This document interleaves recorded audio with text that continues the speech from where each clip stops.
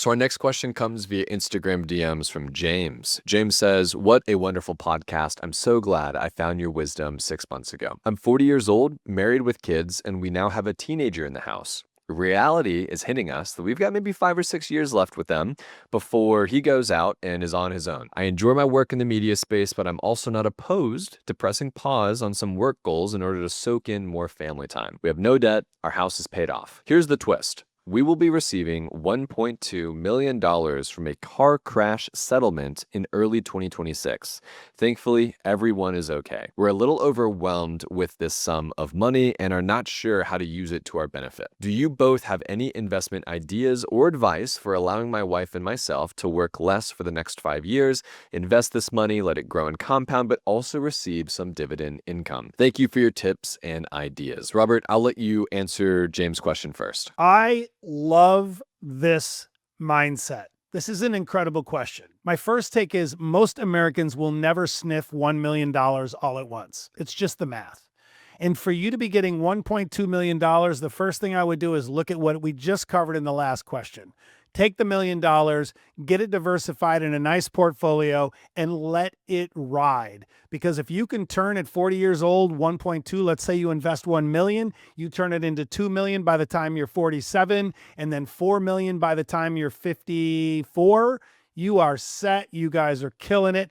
And you did what you wanted to do. You lived life your way by spending time with your kids. So many people chase the American dream, they chase financial freedom, and they never stop along the way to smell the roses. So I love this mindset in this question, and it's really easy math. As long as you put that away, get it invested in all the things we talk about on a daily basis, you guys are going to crush it and get to spend a ton of time with the kids. Yeah, so tactically speaking, here's what you're doing, right? You're going to have 1.2 million of cash deposited to your checking account. You're going to open up an account on public.com, a normal taxable brokerage account. We dub this the bridge account, and you're going to deposit this 1.2 million from a car crash settlement into this brokerage account. I'm 99% sure people do not owe taxes on settlements. Robert, correct me if I'm wrong here, but I'm like 99% sure that this 1.2 million is not taxed, which means you should just deposit all 1.2 million of it into your brokerage account. Now you have a decision to make. How much of this do you want to be focused on generating income to supplement your lifestyle so you can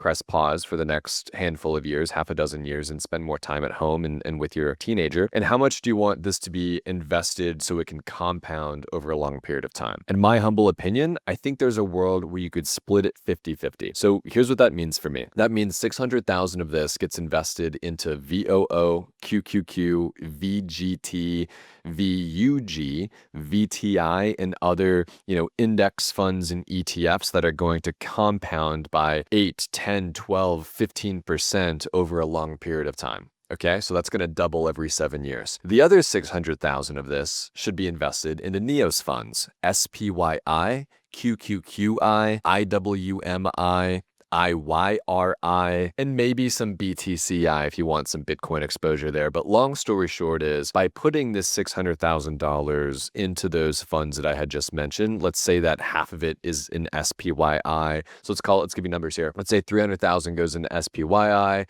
Let's say 150,000 is in QQQI. And then the other 150,000 is 50-50-50 in IYRI, IWMI, and BTCI. So now you have all 600,000 accounted for. That should yield just about 18% annualized, which will be a hair over $100,000 a year in annual distributions from their cover call strategy, which comes out to about $8,500 to $9,000 a month deposited to your brokerage account that you can now live off of. Now, here's the kicker. This $9,000 is not taxed in the same calendar year it is received. You will be taxed on this money when you sell the shares of the ETFs, because every month that they are paying you this $9,000, the cost basis on that $600,000 total investment goes down by 9,000, right? So that's when you realize the profits.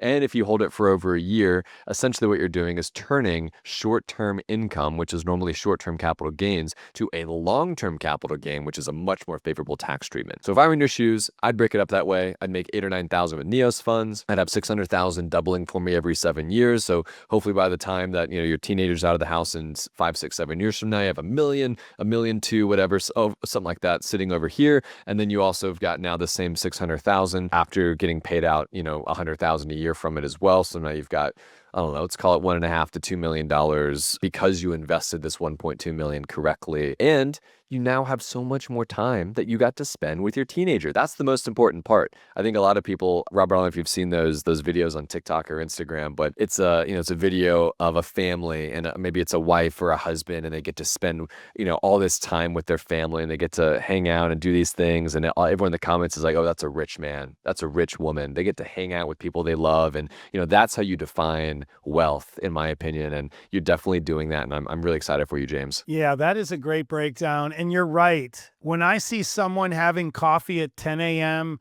at a really nice cafe, that's a rich life. When I see people that are at the gym at 10 a.m. on a Tuesday or doing whatever they really, really enjoy, that is a rich life, because so many people spend their entire careers, 30, 40, 45 years, 50 years, and they're at a 9-to-5 job and just don't ever have that freedom. I've built a life for many, many decades now. I don't have to grocery shop on Saturday or Sunday. I don't have to stand in the lines. I don't have to wait in lines for gas, because I get gas every Tuesday if the cars need gas, because no one's at the gas station on a Tuesday. And I think that is really an important thing to talk about. But also, to click back on the tax side, you're absolutely right. From everything I've ever learned, if it's personal injury or anything related to an injury or getting hurt or some type of loss of work, those are non-taxable funds. Always check with your lawyer or your CPA, but I think you're spot on, Austin, with that breakdown.